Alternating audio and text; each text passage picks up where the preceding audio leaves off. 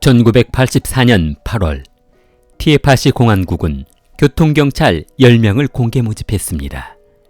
그런데 티에파시 광산국장 조우쉐진이 찾아와 진구인 왕하이저우에게 정말 일을 잘하는 왕리준이라는 부하 직원이 있는데 추천하러 왔다며 한번 채용해보라는 부탁을 했습니다. 그러나 그가 추천한 왕리준은 전역 경찰 또는 경력 있는 경찰을 모집한다는 기준에 부합하지 않아 불가하다는 입장을 밝혔습니다. 그런데 얼마 후 왕리준은 경찰에 입대해 1개월간 특수교육을 받은 후 티에파시 공안국 공안과 보안팀 대장으로 임명되었습니다. 당시 중국 대련은 개방정책으로 중국 내 5대 교역항으로 발전하면서 전 세계에서 유통되는 물량이 많아 범죄가 끊이지 않고 있었습니다.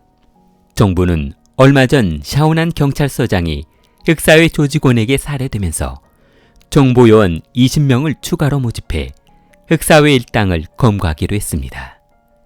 경찰서 내부 인원이 부족해 왕리준은 부서장으로 임명되었고 이번 사건을 맡기로 했는데 겁대가리 없는 놈들이 경찰을 죽여. 이 사건이 발생한 곳이 어디야? 사나우타샤 호거리입니다. 그쪽은 어디파 놈들이 관리하는 지역인가?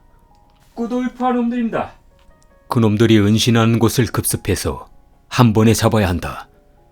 반항하는 놈들은 살해도 좋다. 자, 출동! 1988년 10월 샤오난 경찰서장을 살해한 흑사회 조직 일당을 검거한 왕리준은 공로를 인정받아 샤오난 경찰서장으로 임명되었습니다. 그는 임명된 후 샤오난 지역의 치안을 완전히 바꾸어 놓았는데 검거될 것이 두려웠던 흑사회 조직원들은 사업장을 버리고 도망갈 정도였습니다. 1990년 2월 그는 전국 우수경찰서장으로 표창받으며 주목받기 시작했습니다. 1991년에는 중국 인민공안대학교에서 국비로 1년간 관리학 수업을 받으며 티에파시 공안국 부국장과 대명 경찰서장을 역임했습니다. 당시 전령시에는 랴오닝성 4대 조직인 흑사회가 모두 있는 아주 무시무시한 무서운 도시로 어느 누구도 그곳에서 근무하기 꺼려하는 곳이었습니다. 1994년 6월 티에파시 공안국 부국장으로 근무하고 있던 왕리준은 정부로부터 조직을 해산하라는 명령을 받고 경찰 특공대를 이끌고 출동했습니다. 루 팀장은 일기 소대를 이끌고 건물 뒤쪽으로 침입하고 왕 팀장은 높은 건물에 저격수를 배치하도록. 알겠습니다. 명령만 내려주시면 바로 침투하겠습니다. 내가 들어가라고 명령하기 전까지는 절대로 들어가면 안 돼. 알았지? 네, 알겠습니다. 잠시 후 경찰이 스피커로 조직원들의 시선을 끌자 왕리준은 특공대를 데리고 건물 내부로 들어갔는데 특공대는 흑사회가 설치해 놓은 폭탄이 터지며 부상을 당하게 됐습니다. 구급대 발부해! 건물 내부가 폭탄 잔해물로 시야가 흐려졌는데 북장님! 왕리준이 피를 흘리고 바닥에 쓰러져 있자 너무 놀란 대원이 구급대 뭐하고 있어? 빨리 들어오라고 해! 그날 폭발과 총상으로 20일간 응급실에서 사경을 헤맨 왕리준은 혼수 상태에서 깨어나 4개의 흑사회 조직을 일망타진하고 흑사회 두목, 리이자, 양푸 등 20여 명의 조직원을 체포했습니다. 왕리준은 그 뒤로도 랴오닝성 판진시로 들어가 5개의 흑사회를 소탕해 조직원 221명을 체포하고 무기 80정을 압수했으며 비리경찰관 22명을 체포했습니다.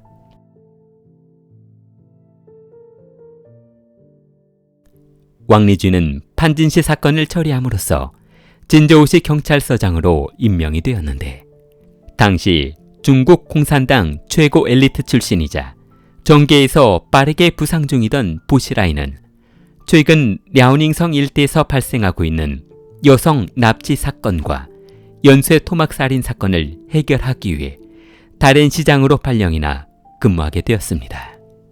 사장님, 이거 범인을 빨리 잡아들여야 하는 거 아닙니까? 이 서민들이 발을 뻗고 잠을 잘 수가 없단 말입니다. 시간을 조금만 주시면 범인의 범행 패턴, DNA 검사, 심리 프로파일링을 해서 하루빨리 검거하겠습니다. 처음 들어보는 수사 방법에 깜짝 놀란 보시라이는 뭐요? 그런 걸로 수사가 된단 말입니까? 나가서 목격자 찾아서 범인 잡아야 하는 거 아니냐고요? 최근에 미국에서 들어온 최첨단 기계도 있고 미국에서 배운 심리 프로파일링이라는 수사 기법을 이번 사건에 사용해 볼까 합니다. 그런 건 사장님이 알아서 하시고, 저는 하루빨리 범인을 검거했다는 결과를 가지고 당에 가서 보고를 해야 하니까 잘 부탁합니다. 또 압니까? 잘 돼서 우리 사이가 좋아질지. 저야 그렇게만 된다면 영광이죠. 한참 떠오르시는 별이신데요. 얼마 후 연쇄살인범이 검거되자 인민일보, CCTV 뉴스, 중앙정법위 신문들에서 그의 최첨단 수사 기법이 소개되었고 여러 곳에서 강연도 요청하고 방송국에서는 다큐멘터리를 만들어 전국에 방송했습니다. 그는 2000년대를 대표하는 최고의 경찰로 선정되며 장래가 촉망되는 경찰로 유명해졌습니다. 술 한잔 하지. 오늘 술은 내가 사는 거야. 감사합니다. 저처럼 미천한 곳한테 이렇게 호의를 베푸시고. 한참 취기가 올라온 보시라이가 왕리준에게 다가가 자네 내 밑에서 일 한번 해보지 않을 텐가? 제가요? 저야 영광이죠. 받아만 주신다면 충성, 아니 목숨을 바치겠습니다. 당시 북경대학교를 졸업하고 엘리트 중에서도 최상위 0.1%만 들어갈 수 있다는 사회과학원에 진학한 보시라이는 북경 출신의 탄탄한 가정 환경으로 미래가 촉망되는 인재로 평가받고 있었습니다. 다렌시의 성장과 치안을 안전화한 공로를 인정받은 보시라이는 2007년 충칭시 당서기로 임명되었는데 부르셨다고 해서 왔습니다. 야, 거기 좀 앉지. 다름이 아니라 전에 내가 말했던 기억나나 모르겠네. 어떤 말씀을? 내가 이번에 충칭시 당서기로 임명이 되면서 충칭시 공안국장 자리를 비워뒀다네. 그 자리를 자네한테 주려고 말이야. 공안국장이요? 제가 그런 자리를 올라갈 수 있습니까? 왜 안 되겠나? 자네 뒤에 내가 있는데. 왕리준은 소파에서 벌떡 일어서며 큰절을 했습니다. 충성을 다해서 모시겠습니다. 제 목숨을 바쳐서 모시겠습니다. 그만 하고 일어나게. 우리 앞으로 할 일이 더 많이 남아있다네. 충칭시 보안국장으로 임명된 왕리준은 보시라이에게 잘 보이기 위해 성과를 하나 만들어주기로 했는데 그때 사건이 그 유명한 흑사회 일망타진 사건이었습니다. 우리나라로 말하면 범죄와의 전쟁으로 표현될 수 있겠습니다.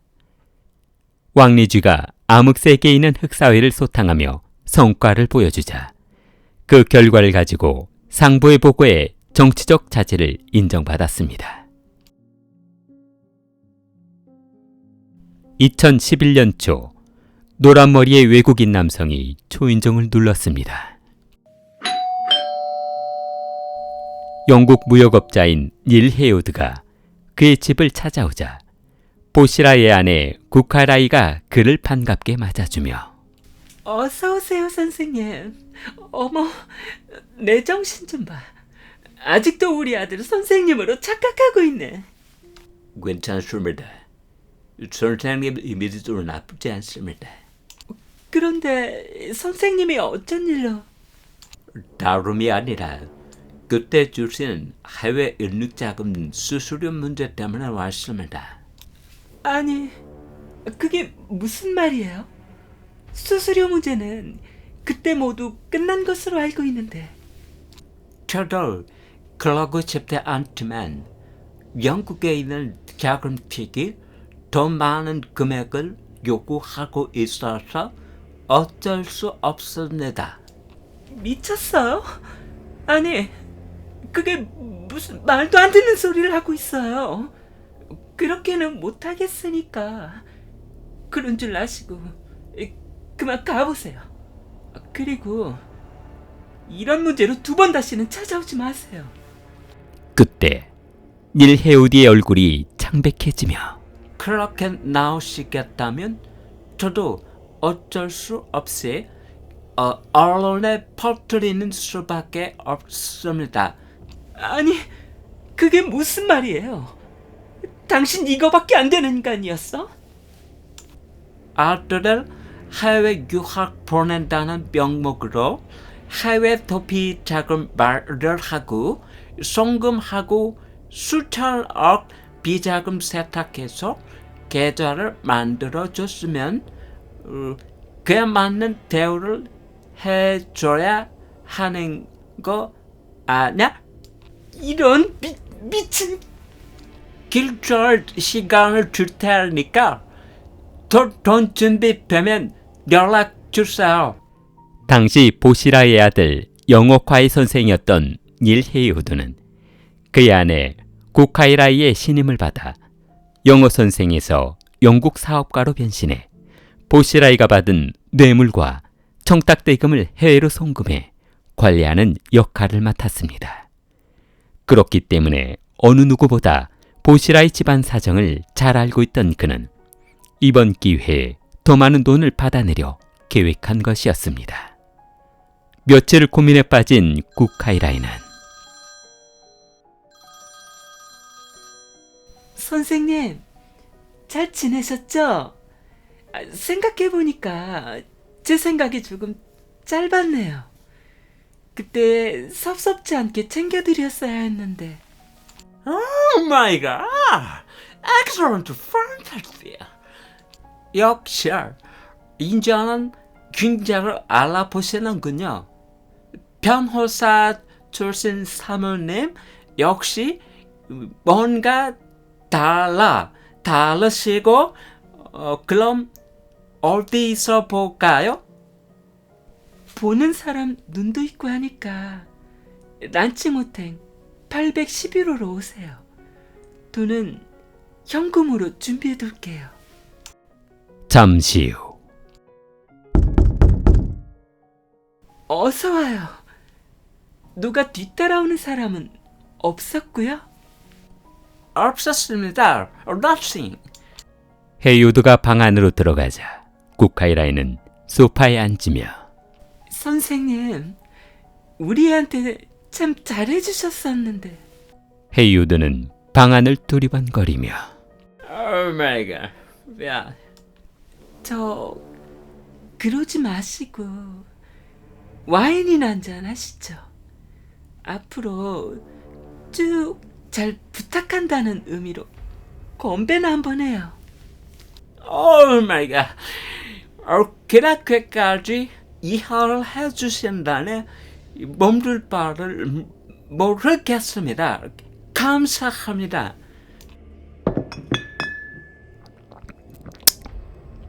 잠시 후 와인을 마신 헤이우드가 호텔 바닥에 쓰러지며 피를 토했습니다.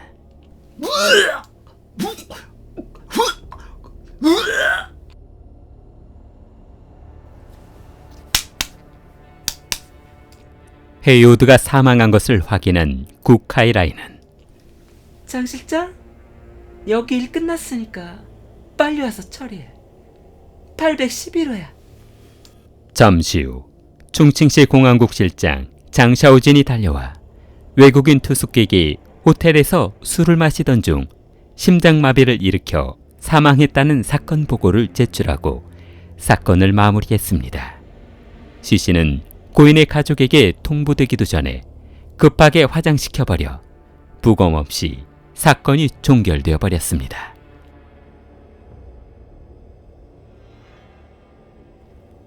사건이 부검도 없이 가족의 인도도 없이 갑작스럽게 종결이 되자 이를 이상하게 생각한 왕리주는 부하 직원을 불러 사건을 처음부터 다시 조사해 보라고 했습니다.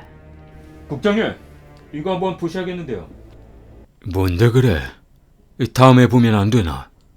류 형사는 화면을 멈추며 여기 뭐야? 이거 사모님 아냐? 사모님이 왜 여기에 계시나? 이번 사건과 관련이 깊습니다. 뭐라고? 호텔 입구 CCTV하고 8층 CCTV를 확보해서 가져와. 아, 그리고 그때 당시 사건을 맡았던 사람이 누구였나? 장 실장님이었습니다. 뭐? 장샤오진 말하는 거야. 가서 잡아와. 장샤오진을 조사실에 가두고 고문하며 취조하던 왕리쥐는 그에게서 충격적인 말을 듣게 되었습니다. 이 사건은 모두 보시라의 아내 구카이라이의 명령으로 처리한 사건이라고 했습니다. 사건의 진실을 알게 된 왕리쥐는 머리가 혼란스러워져 밖으로 나가버렸습니다. 보시라의 개로 살고 있는 자신이 주인의 아내를 살인범으로 체포해야 하는지 사건을 이대로 묻어두어야 하는지 혼돈이 왔습니다. 이게 어떻게 된 거야? 미치겠네. 2011년 11월 14일 오후 아니, 자네가 어쩐 일인가? 연락도 없이. 일단 안으로 들어가지. 왕리준이 소파에 앉자 그래, 이 무슨 일인가? 저 혹시 알고 있으셨습니까? 다짜고짜 알고 있었냐니? 사모님이 닐 헤이우드 살인범이었다는 것을 말입니다. 이 뭐야?